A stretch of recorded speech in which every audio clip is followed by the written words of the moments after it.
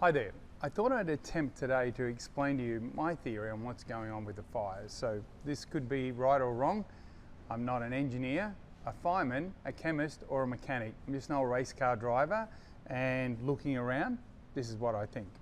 So the first part of the puzzle is the engine. So we usually run induction and all the standoff gets sprayed into the air cleaner, but with a standard manifold and pretty much a standard piston ring combination and block, we're getting blow by, so some of the fuel is blowing by the rings and getting into the oil. So the mechanics here at BJR have noticed that the oil, when we drain it, smells like a road car. So clearly some of the fuel is getting by the rings and getting mixed up with the oil. So once the engine's rotating, then the oil gets pumped into this catch can. So it doesn't have a sump on it like a standard car. It has a dry sump. So this is where the oil's retained. So the oil comes in here. When all the parts are moving in the engine, we get some air in the oil as well.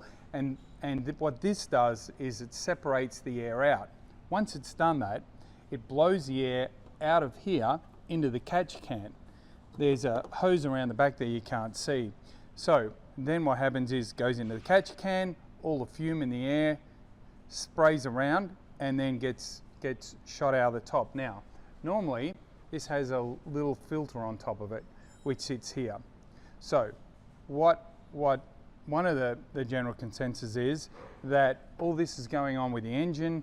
The engine's breathing pretty heavily. We're getting oil all across here, and on this skirt you can see there's still a little bit of residue down in the bar work here.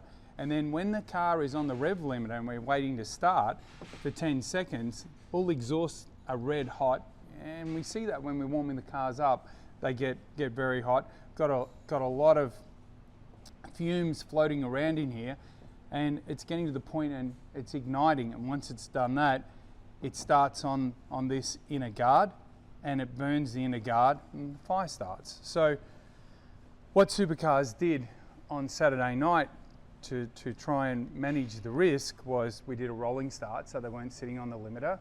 We got rid of these and we ran a pipe off the top of our catch can down into the atmosphere, so it's down underneath the car. I don't know if you can see here, but this is where the TPMS sensor goes. So we disconnected that so there was no electrical current running across here. So all these things were done to try and mitigate the chance of having a fire until we could go away from the race meeting and have a look at all these things and try and work out what was going on. So normally out of the top of the rocker cover, you can see there's a little cap there. It also breathes out through that and breathes into the catch can. On the Ford, it's got a proportioning valve in it which limits the vacuum in the engine, and which ever so slightly affects the horsepower. So it didn't have that valve at Newcastle, or the Mustangs didn't, most of them. So that was another thing, they took that valve out. Now, this is what a catch can looks like when it's out of the car. So you can see at the bottom it has a drain, and you can see it's really a two-piece item. This is where the oil tank breathes into the catch can, and then you can see the fumes would come out the top here.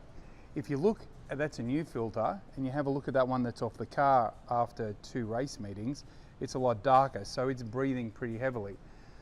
So Supercars will look at this and the teams will look at it, and hopefully we'll come up with an option. For sure, we'll I'd say be ducting the breather away. Right now it's down near the exhaust.